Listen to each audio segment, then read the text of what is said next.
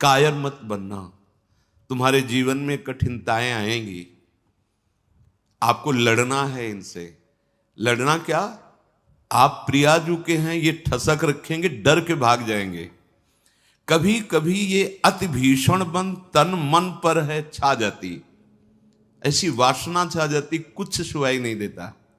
बस जो वासना की प्रेरणा है बस वही करना है। अब उपासक घबरा जाता है। अच्छा, जो बड़े महापुरुष हैं, अब उनके लिए दूसरा कोई बचा नहीं जिससे वो करुणा करें। बात समझो। सब में वो अपने आराध्य देव को देख करके शांत हो चुके हैं। जो साधक है उसे समय नहीं है कि सहयोग करे, क्योंकि वो अपने लक्ष्य में दृढ़ है। तो सच्ची मानो, आपका विश्वास और आपकी श्रद्धा ही केवल आपका साथ देगी। इस मार्ग में कोई तुम्हारा साथ देने वाला नहीं, साथी नहीं है। और जो साथी बना के चला वो गिरा, ये भी बात समझ लेना। चल चला चल राह में अनुभूतियों का ले सहारा। अगर तुम अपनी अनुभूतियों को अपने साथ रखोगे कि पग पग पर मेरे कृपालु आराध्य देव ने कैसे मुझे संभाला है, फिर कोई तुम्हें जरूरत नहीं किसी के सहयोग की। तुम्हारी अनुभूतियां ही तुम्हें आगे बढ़ा देंगे। चल चला चल राह में अनुभूतियों का ले सहारा, कौन तेरा साथ देगा, व्यर्थ में किसको पुकारा। इस मार्ग का साथी केवल हरि का भरोसा, हरि का बल है। जो निराश होकर के रोने लगता है, ये भेड़िए की तरह है, और बालक के ऊपर ही इनका प्रहार होता है। वयोवृद्ध या ज्ञान वृद्ध के ऊपर भेड़िए का प्रहार नहीं होता। ये काम क्रोधादि उन्हीं के ऊपर ज्यादा प्रहार करते हैं जिनको रोना धोना पसंद है। किस बात के लिए, मुझे ये चाहिए, मुझे ऐसा, मुझे रहा नहीं जा रहा, मुझे सहा नहीं जा रहा, मेरे से भजन नहीं हो रहा, मेरा मन नहीं। तुम मन हो, तुम तन हो, तुम भोगों के अभाव से ग्रस्त हो? नहीं नहीं, भूल मत करो। जो निराश होकर रोने लगता है उस पर ये विकार हावी हो जाते हैं। इसीलिए समझाते हैं, अपनी बात किसी से कहो मत, क्योंकि नासते विद्यते भावो ना भाव विद्यते। इनकी सत्ता ही नहीं काम क्रोध लोभ की। जब आप इनकी सत्ता देते हैं, स्वीकार करते हैं, तो ये आपके ऊपर हावी होते हैं। सच्ची अगर सत्ता ना दे तो इस समय नहीं दे रहे हो सत्ता, कौन सा विकार आपके ऊपर चढ़ा हुआ है। अभी आप उनका चिंतन करें, उनकी सत्ता दे तो अभी जिस विकार का चिंतन करेंगे उसी विकार से ग्रसित हो जाएंगे। जो कमजोर अपने को महसूस करता है, देखो दैन्यता भगवत मार्ग की वो अलग बात है, लेकिन विकारों के लिए कमजोर होना ये भगवत मार्ग के पथिक का लक्षण नहीं है। सहना ही तो है ना, भोगने के बाद तो और डबल सहना होता है। तृष्णा होती और कामना होती, दोनों। जब तक भोगा नहीं तो केवल कामना थी, और जब भोग लिया तो उसकी तृष्णा भी साथ है, तो जलना तो पड़ेगा। तो ऐसे जो भयावह दृश्य उपस्थित कर रहा है मन विकारों को लेकर के, उपासक को कभी नहीं कमजोर पड़ना है। अपने मन की बात किसी साधक से भी नहीं कहनी कि मेरे अंदर काम आ रहा है, मेरे अंदर ये विकार। बिल्कुल उनकी सत्ता नहीं देनी। तुम्हें परेशान नहीं होना, तुम्हें दुखी नहीं होना, तुम्हें रोना धोना नहीं है। अब सहा नहीं, मार देंगे, पक्का मार देंगे, भागना पड़ेगा। ये वीरों का मार्ग है। हो भयभीत छोड़कर साहस, जो का पुरुष भाग जाता। का पुरुष कहते हैं कायर पुरुष को। इस मार्ग से अब हम नहीं, अब हम भोगों के लिए जा रहे हैं, तो जाओ। क्या आगे लिख रहे, भाग न पाता, गिर पड़ता हो, बुरी तरह कुचला जाता। ये विकार उसका नाश कर देते, फिर रास्ता नहीं रह जाता। जो चढ़ाई का भगवत मार्ग का बहुत बहुत बहुत भयभीत करने वाली ये बात है। अगर भगवद आश्रय छोड़कर भोगों में आप चले गए तो देखो धाम छूटा, प्रिया जो छूटी, नाम छूटा। ऐसे तो जप नहीं पा रहे हो, अपराध करके जप पाओगे? अपराध का सीधा प्रभार होता है भजन ना होने देना। जैसे कोई सोचे कि हम मनमानी आचरण करेंगे, गुरु आज्ञा उल्लंघन, शास्त्र विरुद्ध, और फिर मंत्र जप लेंगे, भजन कर लेंगे। बिल्कुल नहीं। एक बार भी निज मंत्र स्मरण नहीं कर सकते। एक बार भी आप भगवत स्मरण करने का अधिकार नहीं रख सकते। पापवंत कर सहज स्वभाव, भजन मोर ते भाव न काऊ, जो पे दुष्ट हृदय सोई होई, मोरे सन्मुख आओ की सोई। लड़ना है, बड़ो ही कठिन है भजन ढिग ढरिबो। जैसे एक शूरवीर योद्धा सामने से वार सहकर कदम आगे बढ़ाता है, ऐसे तुम्हें वीर योद्धा की तरह चलना होगा। कायर पुरुष की तरह भाग कर जाओगे तो कुचले जाओगे, और अगर धैर्य पूर्वक रहोगे तो कह रहे हैं पर जो कर विश्वास ईश्वरी बल पर, सम्मुख डट जाता। अब तुम मरना है, चाहे जितना कष्ट हो, मृत्यु से भयानक कोई कष्ट नहीं होता। अब मुझे श्री जी की प्राप्ति करनी है, जितना दुख चाहो प्रभु आप दे लो, आप दे लो, छूट है आपको, जितना दुख चाहो। इतना तुम्हारा सोचना होगा कि दुख भाग जाएंगे, कोई दुख छुएगा नहीं तुम्हें। उससे डर वे भाग छूटती नहीं, दुखी वो हो पाता जिसने निश्चय कर लिया कि अब सारे दुख मुझे भोगने हैं, पर हम प्रियाजू को, प्रियाजू के नाम को, प्रियाजू के धाम को, प्रियाजू के चरणारविंद की उपासना को कदापि नहीं छोड़ सकता। कुछ भी हो जाए सब डर जाएंगे, काम क्रोध लोभ मोह मद मत्सर, पर हम कायर पुरुष जैसा आचरण कर बैठते हैं। गलती हो जाती है कि हम विषय सेवन में ही शांति का अनुभव करना चाहते हैं। हम चाहते हैं अगर हम ये विषय सेवन कर लें तो हृदय शांत हो जाएगा, जलन मिट जाएगी, कुचले जाओगे, परमार्थ से बहुत दूर कर दिए जाओगे, आपको पता ही नहीं चलेगा। माया का खेल ऐसा है, पता थोड़ी चलता है कि हम भ्रष्ट हो गए, पता थोड़ी चलता है कि हम इतने नीचे उतर गए। जब कोई महात्मा आपको दर्शन कराएगा कि आप कितने नीचे गिर गए, तब आपको पता चलेगा। गिरते समय पता नहीं चलता, माया का ऐसे ही भक्ति का खेल है। चढ़ते समय पता नहीं चलता कि कितनी ऊंचाई पर आप चढ़ते हैं। जब गुरु कृपा से कहीं ऐसे द्वंद्व उपस्थित होते हैं और उन द्वंद्वों पर आपका हृदय विचलित नहीं होता, तब पता चलता है कितनी कृपा भक्ति की है कि हमें इस ऊंचाई पर बैठाल दिया कि मान अपमान, लाभ हानि, दुख सुख, ये हमारे ऊपर कोई प्रभाव नहीं डाल पा रहे। पर ये डट वही सकता है जिसने अपने जीवन का लक्ष्य निश्चय कर लिया है। श्रीपाद कह रहे राधा दास्य, मुझे श्री जी चाहिए। जिसने मन में ये निश्चय कर लिया कि अब मुझे प्रियालाल चाहिए, तो उसकी चाह में इतनी सामर्थ्य होती है कि सबसे लड़ सकता है। जैसे धन की चाह आने पर चोरी करने के लिए भी उतारू हो जाता है, हिंसा करने के लिए भी उतारू हो जाता है, उसको कुछ भी डर नहीं लगता। एक धन का लोभ चढ़ता है तो प्राणों को सौंप दिया, भय को बिल्कुल रौंद दिया, और जैसा भाव बना वैसा कर बैठा। और आप प्रभु को चाहते हैं और आपको डर लगता है। आप परम धन श्री लाडली जी के गोरे चरणारविंद की प्राप्ति करना चाहते हैं, तो अब अपना अधिकार, अपना पन, अपना महत्व श्री लाडली जी के चरणों में। हे प्रभु, हे प्रिया जी, ये प्राण, ये तन, ये मन आपको समर्पित है। अब जैसा जी चाहे वैसा आप करो। यही है सुदृढ़ योद्धा भगवत मार्ग का। अपना अस्तित्व, अपना महत्व, अपना जीवन जब तक जीवन धन के चरणों में समर्पित नहीं करोगे, तब तक जो स्वामी श्री हरिदास जी महाराज करें, ज्यों ज्यों राखत हो त्यों त्यों रहियत हो हरि। जैसे आप रख रहे हो मैं राजी हूं उसी में, जोई जोई प्यारो करे। ये सिद्धांत, ये रोना धोना नहीं। ये जैसे कभी कभी उपासक वहाँ प्रश्न कर देते हैं जाके, भजन में मन नहीं लगता, हमें लगता है हम इस मार्ग में चल नहीं पाएंगे क्या। आप चल रहे हो या गोद में बैठे हो, पहले निश्चय करो। यदि चल रहे हो तो इतनी टांगों में दम नहीं है कि ये चढ़ाई तुम चढ़ पाओगे, तो गोद में बैठे हो तो चलने का तुम्हें डर फिर क्यों है। श्री हरिवंश प्रताप नाम नौका निज खेवक, भवसागर सुख तरत निकट हरिवंश जो सेवक। पहली बात तो तुम चल नहीं रहे हो, तुम गोद में बैठे हो।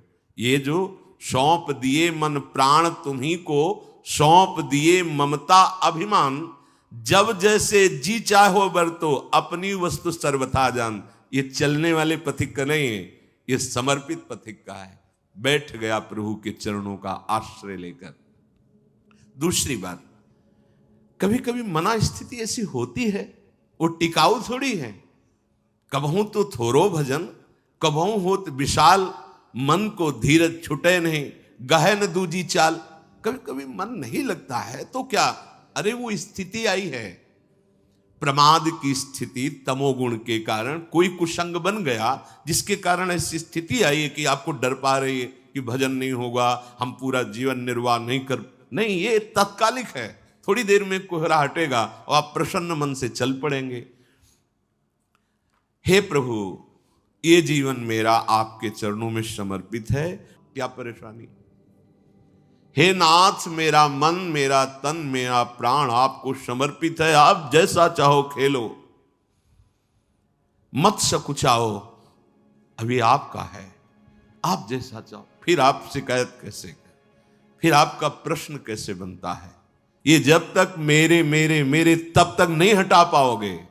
और ये आपको दिया, अब इसमें काम रखो या आप रहो, इसमें प्रेम भरो या आप इसमें विकार भरो, आपको पूरी स्वतंत्रता है नाथ। उसी दिन से आप देखेंगे मन निर्मल होने लगा, क्योंकि जब तक अहंकार रहता है तभी तक ये सारे विकार आक्रमण करते हैं। अहम प्रभु के चरणों में समर्पित हुआ कि वो दिव्य निर्मलता, दैवी संपदा के भागवतिक सद्गुण अपने आप आने लगते हैं। जिस समय आपको मान अच्छा लगे, अपमान दुखित, तो समझ लो आपका अहम अभी समर्पित नहीं हुआ। उपासक का जब अहम समर्पित हो जाता है तो मान अपमान सुख दुख से अब मेरा रहा न कुछ संबंध, तुम ही मेरे कैवल्य परम पद हो, और बंधन है तो सिर्फ आपका ही बंधन है। ये आप ही हमारे मोक्ष हो, आप ही हमारे बंधन हो, आप ही हमारे साधन हो, आप ही हमारे साध्य हो, आपसे ही सब कुछ है अब हमारा। अभी अभी निश्चिंत हो जाओगे, अभी निश्चिंत हो, आपको क्या परवाह।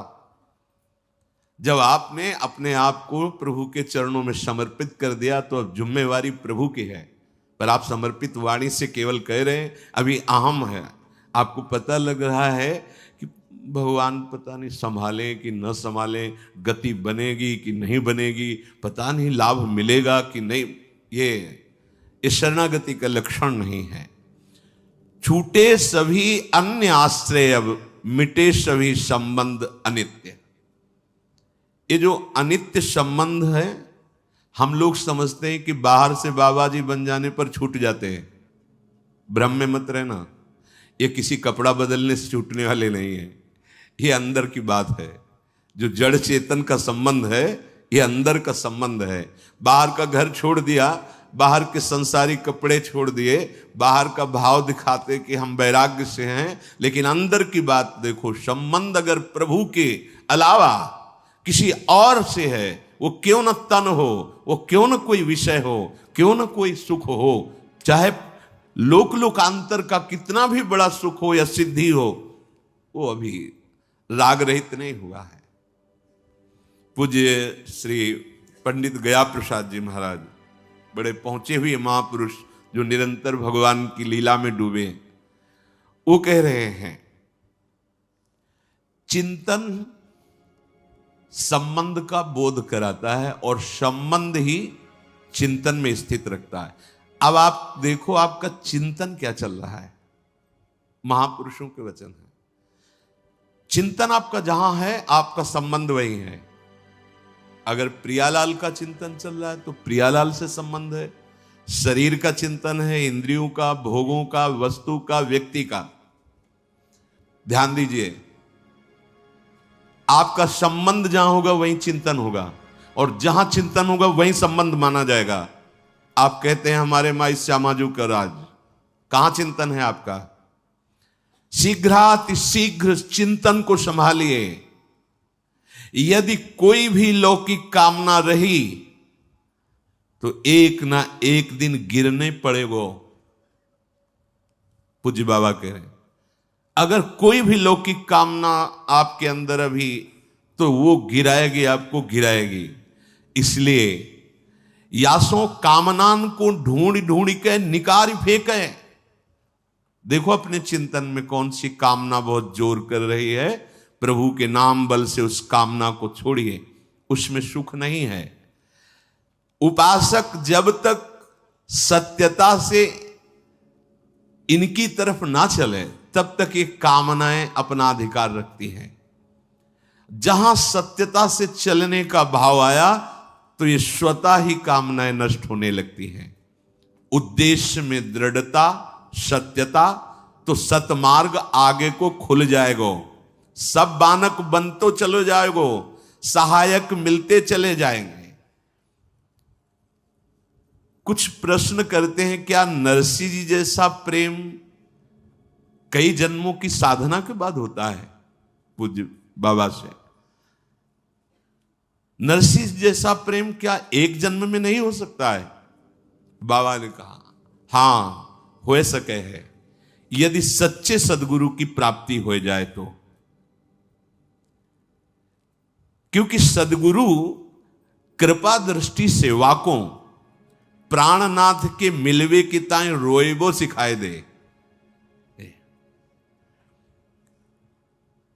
क्योंकि प्राणनाथ ही स्वयं श्री सदगुरु बन के मिलवे को जतन बताए हुए आए हैं।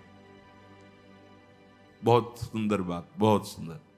हम कहते हैं गुरु ब्रह्मा गुरु विष्णु गुरुदेव महेश्वरा, गुरु साक्षात परब्रह्म, लेकिन देख नहीं पाते। अगर हम परब्रह्म भावना सदगुरुदेव में करें तो हमें साक्षात्कार किसका करना है? हम रात दिन चकोर की भांति अपने आराध्य देव को ही तो देख रहे। पूज्य बाबा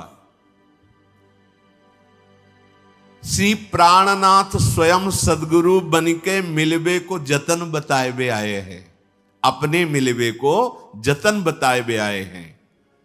देखो प्रिया प्रीतम, इस संसार की वस्तु की तरह कोई चमत्कार कि भाई ऐसे किया प्रिया प्रीतम, ऐसो ना है। ये चमत्कारन में जो फंस गए, जो सिद्धिन में फंस गए, वो तो जान ही ना पावे प्रिया प्रीतम को। यह अलभ्य वस्तु है, ये गूंगे को स्वाद है। बस प्राणनाथ कब मिलेंगे, प्राणनाथ कैसे मिलेंगे, मैं संसार को कैसे भूलूं, ये हृदय में टीस जो कल कर चर्चा कर, ये गुरु कृपा से केवल होती है। एक पीड़ा हृदय में होनी चाहिए। साधन नहीं बताया, यहां बताया कि अगर भगवत प्रेमी सदगुरुदेव भगवान की प्राप्ति हो जाए, उन पे दृढ़ विश्वास हो जाए, क्योंकि वो अपने मिलवे के ताए ही गुरु रूप धर के अपना रहस्य बताने आए हैं। एक सेकंड के ताए भी अपने आराध्य देव को ना भूले। एक सेकंड के ताए पाठ होए, नाम जप होए, चिंतन होए, या वार्ता होए, या कोई क्रिया होए, बाहरी क्रिया होए या अंदर की क्रिया होए, सर्वप्रथम ये देखना है कि ये सब इनके ताए हुए रहे हो या अपने ताए। ए बात, अंदर की चेष्टा, बाहर की चेष्टा आराध्य देव की, गुरुदेव की आज्ञा के अनुसार हो रही या अपने मनमानी। यदि इनके ताए हो रही तो प्रेम, और अपने ताए हो रही तो कामना, वासना, इच्छा, लालसा। अपने ताए तो कामना, वासना, इच्छा, लालसा। अंतःकरण को एकदम खाली करना पड़े। अपनो स्वार्थ नेकहु न छुई जाए तो श्री सदगुरुदेव की कृपा सिंह है और माया बकरी है। देखो पूज्य बाबा के सिंह और सिंह के बच्चा को देखते ही बकरी दुबक जाए है, ऐसे ही माया दुबक जाए। जो सदगुरु का कृपा पात्र है, आज्ञा पालन करता है, तो ये माया बकरी उसके सामने दुबक जाती है। ऐसा नहीं कि उसे फंसा सके। सदगुरु भगवान के दुलारे जीव को माया की ताकत देखिबे कि नाय। देखो, अरे वो ठाढ़ी ठाढ़ी सूख जाए, वाक्य ऊपर कबो अपनो प्रभाव न दिखाए पावे। यह पथ तो श्री सदगुरुदेव भगवान के हाथ बिकायबे पे प्राप्त होता है। साधक अपने मन सो ऊंचो कितनो साधन करे, कितनो ऊंची स्थिति प्राप्त करवे को प्रयत्न कर ले, किंतु अंत में वाको गिरनो पड़ेगो। सदगुरु कृपा। साधक को बार बार यही प्रार्थना करनी चाहिए प्रभु से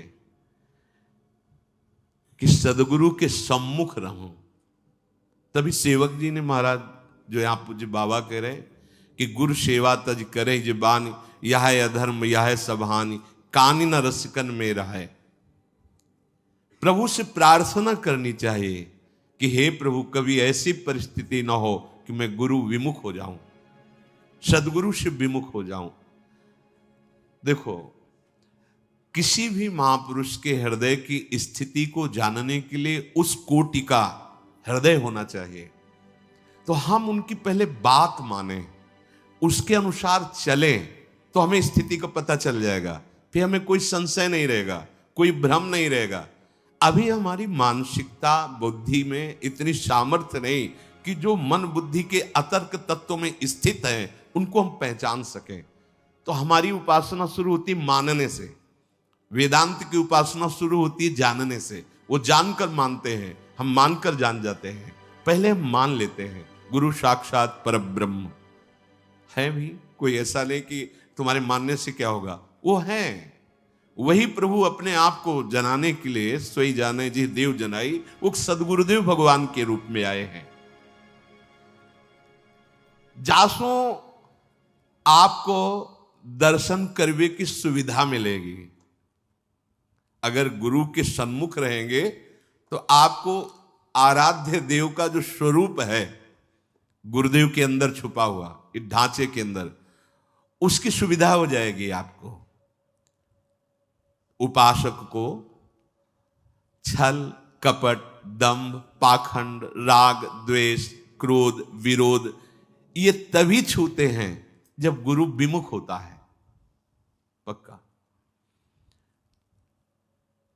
भजन और संत समागम, कोई त्रिभुवन में ऐसी स्थिति नहीं जो प्राप्त न करवा दे। ये दो बात, जो गुरु प्रदत्त भजन है और जो गुरुजनों का संग है, ये दो, ये ध्रुवदास जी ने भी कहा है, साधन को हरि भजन है कै सत्संग सहाय।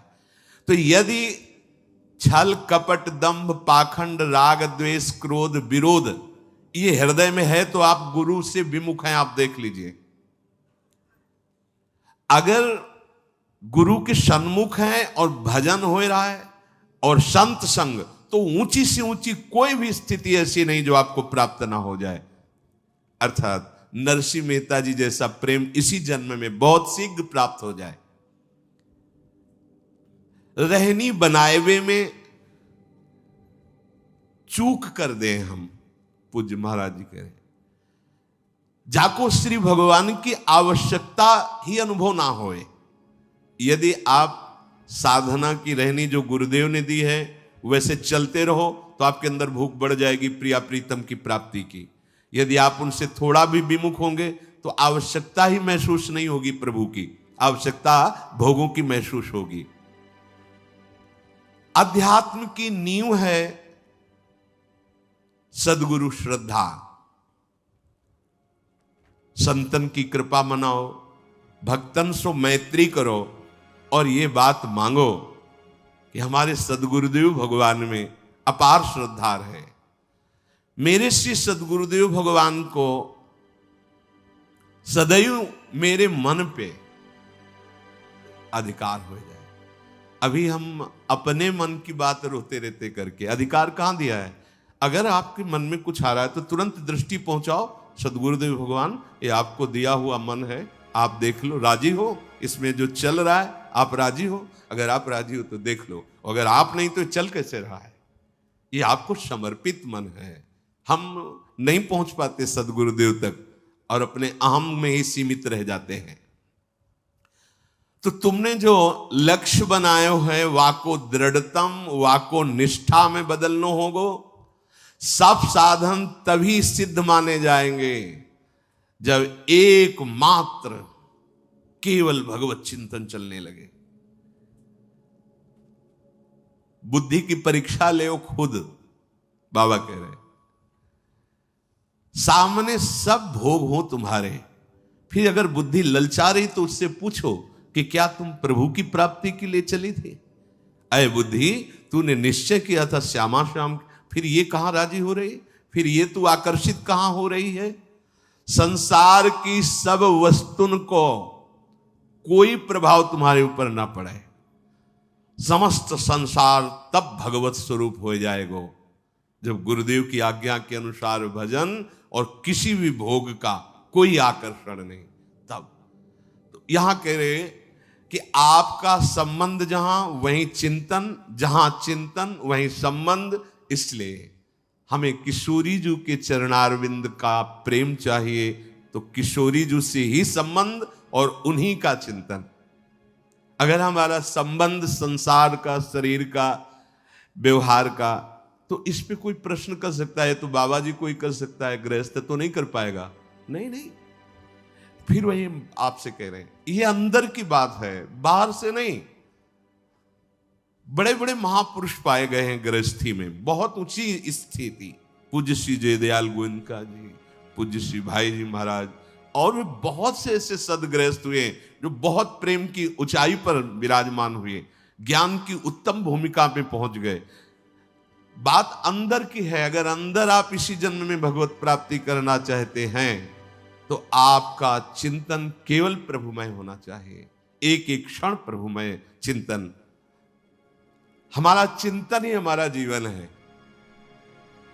बिल्कुल चिंता छोड़ दीजिए, योगक्षेम वाहन भगवान करेंगे। अनन्यस चिंतयन्तो माम, बार बार जीवन का सार चिंतन है, बस ये समझ लो।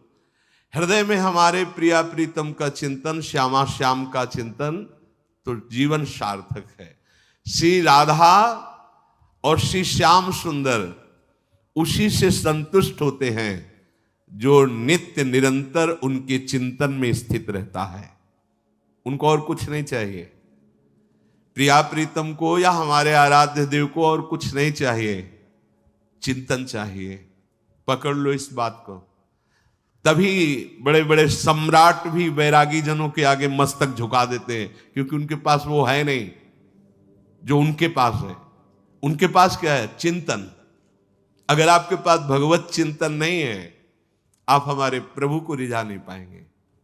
वस्तुओं से, नाना प्रकार की भोग सामग्रियों से तो साधक, उनकी आराधना करने वाला, वो विरक्त हो जाता है। ब्रह्मादिक के भोग सब विषम लागताए। इसलिए श्री राधा चरणारविंद की प्रीति प्राप्त करना जीवन का परम लक्ष्य, और निरंतर श्री प्रिया प्रीतम के चिंतन में रहना, और वो होता है सदगुरुदेव भगवान की कृपा से।